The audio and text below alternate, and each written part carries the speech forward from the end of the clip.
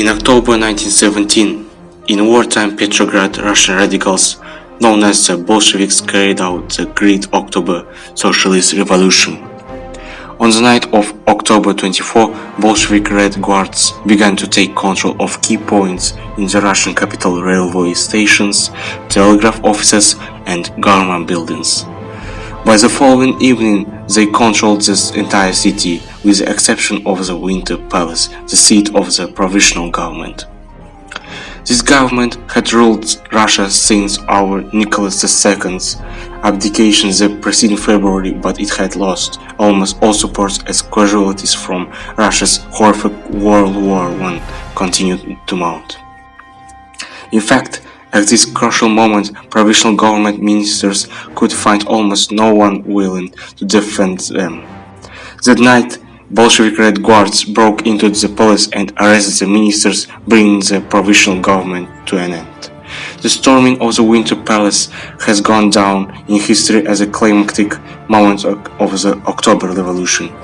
For both opponents and supporters, the October Revolution represents the advent of socialism. Those on the political right saw socialism as scourge that entailed the violent expropriation of private property and the trampling of individual liberties.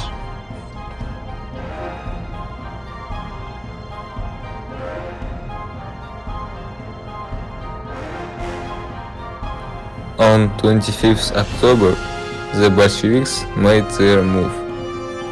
Red Guards and loyal troops seized key points around the capital, and that night they stormed the provisional government's headquarters at the Winter Palace, and even later immortalized by Bolshevik propaganda and the great Soviet filmmaker Sergei Eisenstein.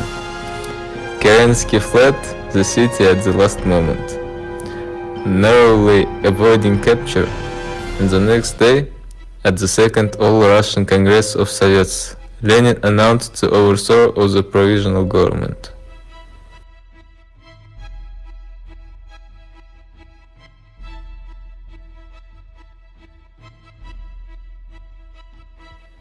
But what happened in Kazakhstan? At the same time with the bodies of the provisional government, Soviets of workers, peasants and the soldier deputies were created in Kazakhstan. Thus, in Kazakhstan, as well as throughout the country, dual power was established. Alixan Bokekhanov studied history in order to understand how the Kazakh Khanate fell into colonial dependence on the Russian Empire. He was a supporter of achieving national freedom through an active political struggle.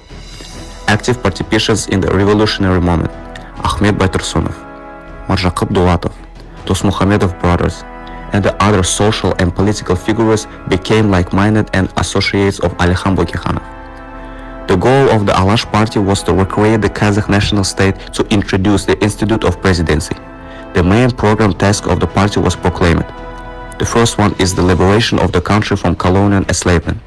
Second is the entry into the community of civilized countries. Third and last one is the implementation of reforms in the socio-economic and socio-political spheres of society.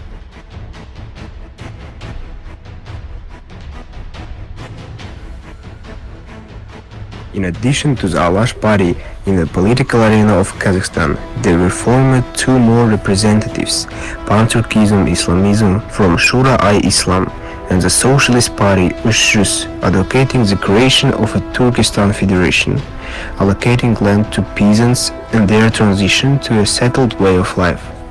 The Bolsheviks, who came to power as a result of the October Revolution, proclaimed the principles of equality and self-determination of nations.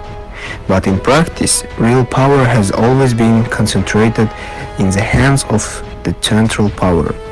Both revolutions in general contributed to the activation and social and political life in Kazakhstan.